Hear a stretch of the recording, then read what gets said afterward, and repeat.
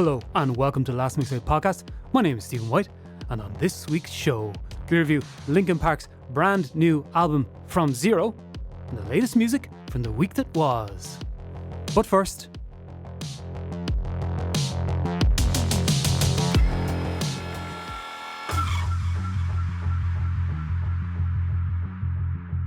in his account of the life of Theseus, Plutarch once wrote, "The ship wherein Theseus and the youth of Athens returned to Crete had 30 oars, and was preserved by the Athenians down even to the time of Demetrius Plateus. For they took away all the old planks as they decayed, putting in new and strong timber in their places, insomuch that the ship became a standing example among philosophers for the logical question of things that grow. One side holding the ship remained the same, and the other contending that it was not the same." Why, Stephen, I hear you ask, are you quoting Greek historian and philosopher Plutarch's work, The Ship of Theseus and its Paradox Wherein? Well, dear listener, this week I am reviewing Linkin Park's brand new album From Zero, and as always, a disclaimer at the start of this podcast: this is very much a vibes podcast and a review more in terms of kind of like the theoretical idea of the album, is more than kind of a song by song 9 out of 10, 8 out of 10 kind of type thing. That's not what we do here. We kind of take art as it comes and we take it in a kind of a different direction. So that's where we're going with this. So it's a review, but kind of a review, kind of a reaction, kind of a deep delve into maybe the meaning or the social meaning behind the record itself.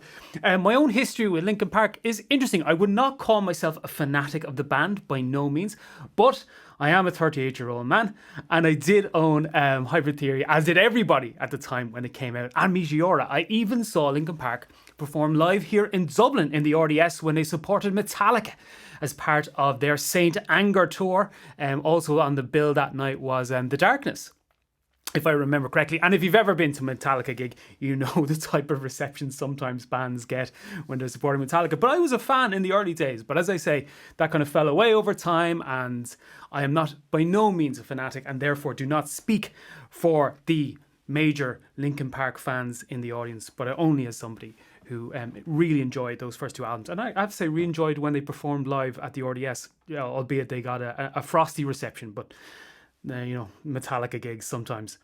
And this is their first album. From Zero is their first album since the sad passing of Chester Bennington in 2017. Chester has an incredible legacy, as do Linkin Park, on music. I mentioned Hybrid Theory is just probably the cornerstone of the rise of that era of what people would call new metal or alternative metal at the time. And Meteora was also an incredible record, and he's definitely somebody who had an amazing connection with his fans and still does through his music. This is their first album since, with a new vocalist only really recently announced in Emily Armstrong from Dead Sarah. The fan reaction to that appointment has to be mixed, to be said the least. Emily Armstrong has connections to the Church of Scientology, which meant also there was a connection to convicted rapist Danny Masterson, and she attended his trial therein. Now, they have since apologised and all that stuff, but I think it's completely understandable that fans would have that reaction around the appointment. First of all, this isn't new in rock and roll. AC/DC obviously replaced Bon Scott with Brian Johnson. Metallica, who we spoke about, replaced bassist Cliff Burton with Jason Newsted. And of course, Pink Floyd being a great one with Syd Barrett and Dave Gilmour, all for different reasons. Some because of the passing of a band member, and some with Syd Barrett because of his health. However, you can understand in the case of Linkin Park, and you can understand in the case of some Linkin Park fans, and this is where we get to the Ship of Theseus paradox of some saying it is and some saying it isn't, still the ship, if as it were.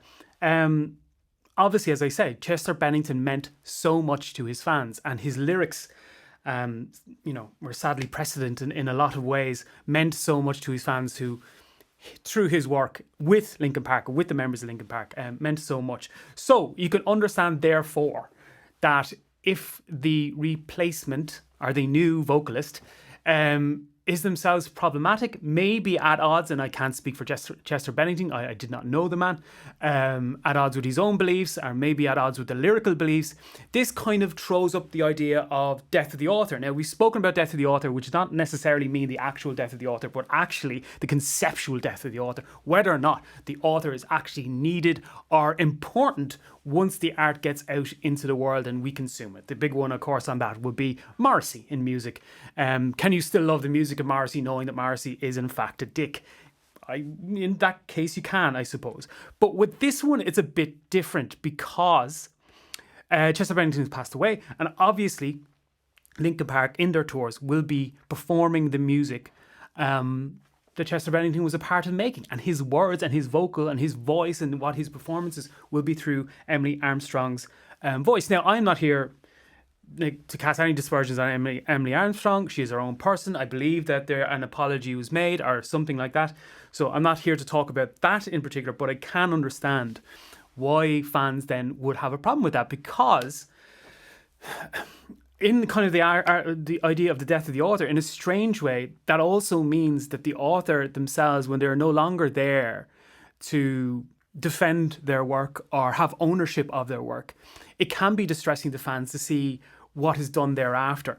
And one example for me has always been Jeff Buckley. They released that album, Sketches from My Sweetheart the Drunk, which I always felt posthumous albums that were not intended for release shouldn't be released. If the artist is not intended for them to be so or finish them, I don't think it's fair in that way to release them. I understand that people want more work from an artist, but it's not something that should be done. And in the same way, I suppose I can understand why fans of Chester Bennington, some fans, would say that they don't want to see it this way. They'd rather have the memories of Linkin Park. I could also, though, understand that Linkin Park does mean a lot to other people. And this is where, again, we bring back the ship of Theseus with Plutarch and the idea that there are people who do want to see it, who do want to see them come back, who do want to see the band, Mike Shinoda, and et al.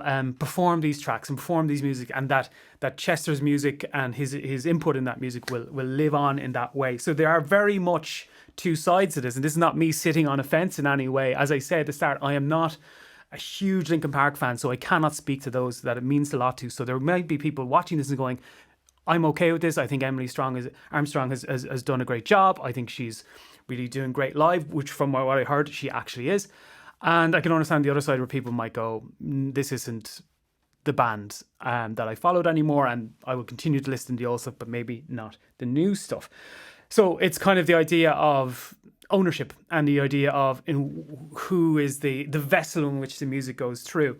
I also understand from the band's point of view, Mike Shinoda, especially, that they want to keep creating, they want to keep the music alive, something that they had such an input into to keep it going. You know, we talked about Bon Scott to Brian Johnson. Without that, you don't have Back in Black. Jason Newsted, without him replacing Cliff Burton, you don't have the Black Album, you don't have And Justice for All. I like Load and Reload. We might talk about that someday. But you don't have those great albums. And Dave Gilmour, Syd Barrett, same thing. Yeah, you don't have The Wall, the Dark Side of the Moon, The Wall, Animals, Wish You Were Here, Sean and Crazy Diamond. Although without Syd Barrett, you don't have Simon and Crazy Diamond. But all these kind of type things. So the kind of the want and the right of an author, and Mike Shinoda, I would understand, would put himself as an author in terms of Linkin Park as well, and feel that he has a right to do that, and so he has. It is a very sticky one, and it is one where, again, I'm not being Solomon and cutting the baby in half here or anything like that, but it does feel like you can understand why people might be turned off by it, and you can understand why people will want it and want it in their lives, and I think that's important to understand that as well. The album itself, however, we get to From Zero is, well, it's perfectly passable. It is actually kind of surprising so. I was expecting sometimes, the new singer thing, it doesn't work. Or a complete, they're trying too much to do the old thing, or it's just a clash, especially since Emily's from a younger generation. So there's kind of that kind of clash there in between the thing. It's surprising in moments. There are moments that are quite good. They're quite powerful and quite good. There are moments that aren't. So its highs and lows are very much on opposite ends of the scales. It is a different approach at times. It is throw up the idea of where do Linkin Park rest in the kind of modernity of music itself, and where do they kind of sit down with it. I think it's interesting that the first song, now there's a kind of an intro, that kind of faff type thing, a bit of kind of background stuff. But the first song on it is The Emptiness Machine, which I think is the worst song on the album. And Mike, is it kind of the center of it. It doesn't play very well. It is lackluster in its production. It has this kind of call and response echoed vocal. The vocal itself isn't very good. It's interesting to me that was the first single to be released from it, and it doesn't work as a track, and it's also like one of the first songs on the album, and it kind of starts you off going, oh, this may not be very good. Cut that then too and contrast that with Heavy is the Crown, which was the next single as well, I think, believe, off it, and that does play. It plays into the strengths of what Linkin Park are and who Linkin Park are. And it does play really well. It has a really nice relationship between Emily and Mike. There's some really good moments in it, some really, really growled vocals, which is what, this is why people listen to Linkin Park. They want that back and forth. They want that call and response. They want the kind of the raps from Mike. It's interesting that the lyric of it is, is this what you asked for? Heavy is the Crown, which is repeated throughout. Which is kind of interesting. I don't know if that's an internalization maybe of the expectations that they felt making the record. Is this what you want? Is this what they want from Emily? Is this what she's supposed to do? It does feel like at times during the record, Emily is, trying to channel that Chester Bennington. I think there are moments though, when she doesn't and she more channels herself that really work. Casualty is really cool. It has a really kind of heavy power to it, as is IGYEIH. Both have a really good back and forth. Over Each Other, I think, is probably the most, if you want to call it the Emily Armstrong era of Linkin Park, that's probably the one that you would kind of point to that you don't think that would have existed in a previous Linkin Park record. I think it kind of stands to reason that Emily's kind of at the forefront of that. And I think she does it really well. I think she carries it off quite well. I think lyrically is where the album does a lot of the time fall apart. Even that, even kind of like that track Over Each Other and Heavy is the Crown at times, fall into the realm of kind of cliches of the genre and don't feel as if they have that kind of power that maybe Chester had when he was delivering, Crawling and things like that. That they don't feel like they had the same background and the same edge to them. And I think this leads on then to my idea of the modernity, of where Linkin Park rest in 2024 / almost 2025 now. And it's interesting for them because they would have been a band that inspired many of the bands that they end up kind of sounding like here. It's interesting that, especially on Over You or Over Each Other, this isn't Linkin Park at the forefront like they were way back in time with Hybrid Theory. This is them very much part of the pack, which, you can say, look, the last couple of albums didn't explode in the way that they wanted them to, probably, but in the same way the Hybrid Theory does. But many bands would be happy to have one Hybrid Theory. Meteora was also a record I really enjoyed.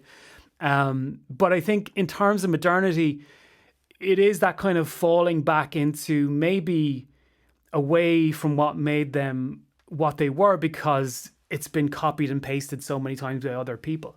And they themselves, or rather, while they were the progenitors of this, are very much now kind of on one side of it and kind of a lot older. The production and stuff like that maybe doesn't have the same snap and fire to it. I think they do a good job of it, but I think there are times, especially on Over Each Other and on The Emptiness Machine, where it just doesn't have that inventive spark, and you do wonder, is it the kind of the missing of Chester Bennington that does that? Are they part of the pack now? In the same kind of way, in a way, that I felt that about when we were talking about like Metallica and them opening for Metallica. I felt that with Saint Anger with Metallica. We might talk about that some other day, but the idea that they stopped being maybe at the forefront at that point and became part of a pack, or of everything else, and that was kind of the end of their kind of imperial phase. So I think the album is fine. I think it's pretty good. I think it's better than you would have expected if you're me. If you're a fan of Linkin Park I think there's probably moments that you really enjoy. I really like Heavy is the Crown. So I think that would probably play really into, and Casualty, into what Linkin Park fans may want. I think if you are the Linkin Park fans who are going out to the shows and stuff like that, I think you're going to really enjoy seeing those songs performed live again, especially with Mike and them on it. And I think a lot of people seem to have embraced Emily Armstrong in one way and obviously not in the other. For those, I think Hybrid Theory and Meteora are still there. Those records are still out there for them to listen to.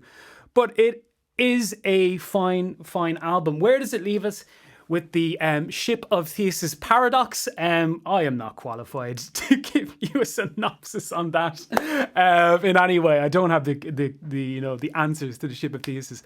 But is it still Linkin Park? Yes, I would say it's still Linkin Park. In the same way, it's still Pink Floyd, still Metallica, still AC/DC, still Genesis if you want that, after Peter Gabriel to Phil Collins, and then someone else later on. Van Halen, it's another one. But yeah, is it still the same band? Yes, it is.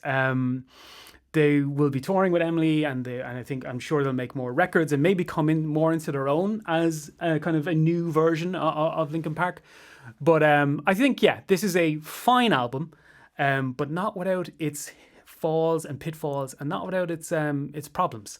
Yeah, Linkin Park from Zero. What do you think?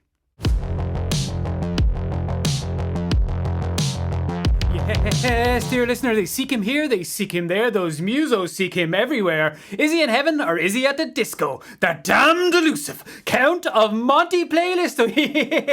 Yes. The styling profile limousine riding jet flying playlist making son of a gun has once again returned from the shores of Playlistia to bring you another beautiful bounty in terms of TLMT's Irish mixtape on Spotify. Let us do this with our first track of the day.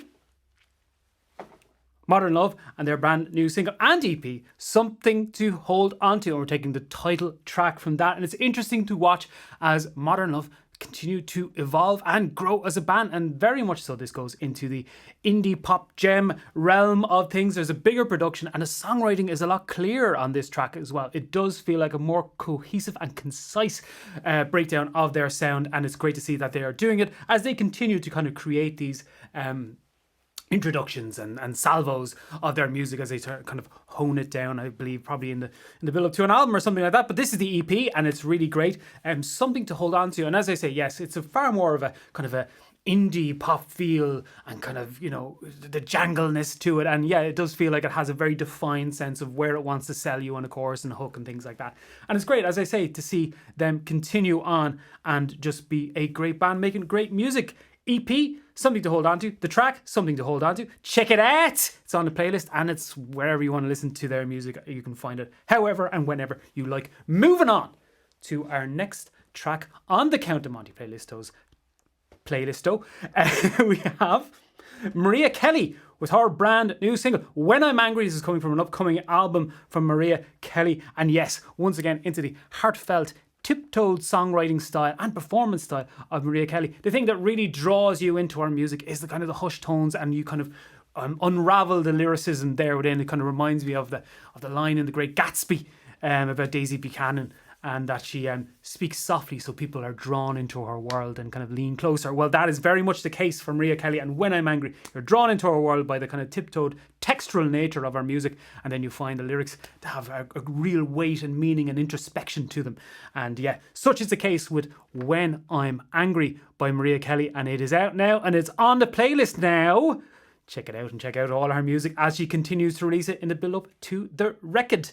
Up next, a newbies to the playlisto, the Counts playlisto, and a band called Adore, and their brand new single, Can We Talk?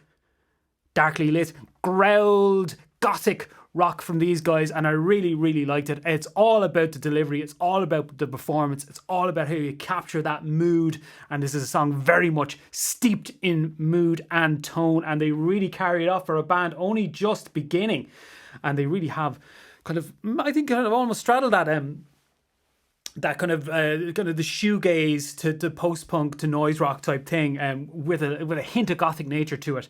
And I really, really like this. So I'm really impressed by Adore and their brand new single, Can We Talk? It's up on the playlist. Check these guys out. We will be keeping an eye on Adore see what else they release, and can they continue on this path? I hope so.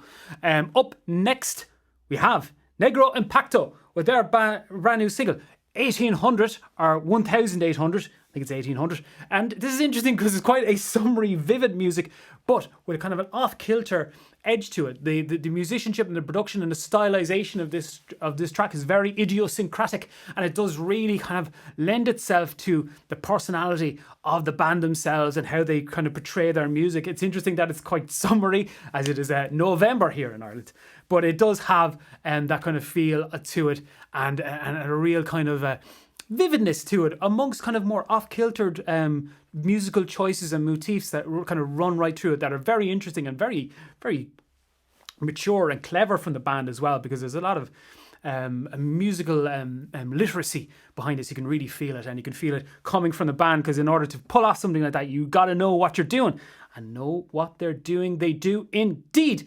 It's a brand new single from Negro Impacto.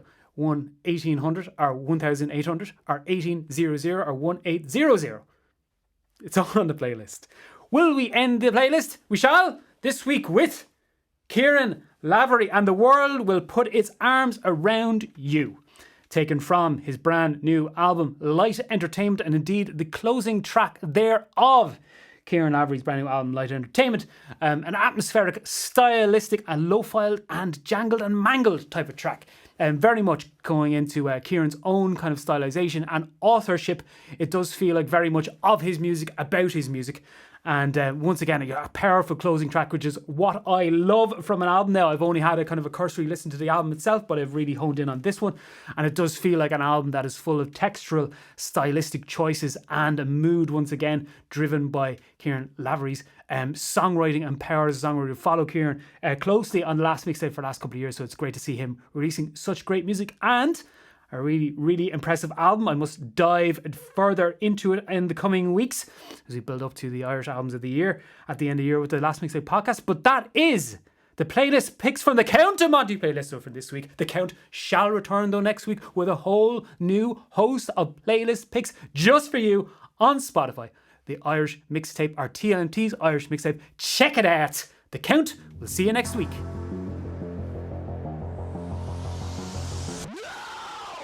Yes, and so it goes, and there it went. But before I go, thank you for listening and watching the Last Mixtape podcast here on YouTube, Spotify, and indeed on Apple. Please like, subscribe, comment, and do all the things, and share to help the Last Mixtape podcast grow. I would be forever grateful. You can also contact me via Stephen@thelastmixtape.com if you want to send any tracks onto the Count of Monty playlist. So I will have a word, ladies and gentlemen.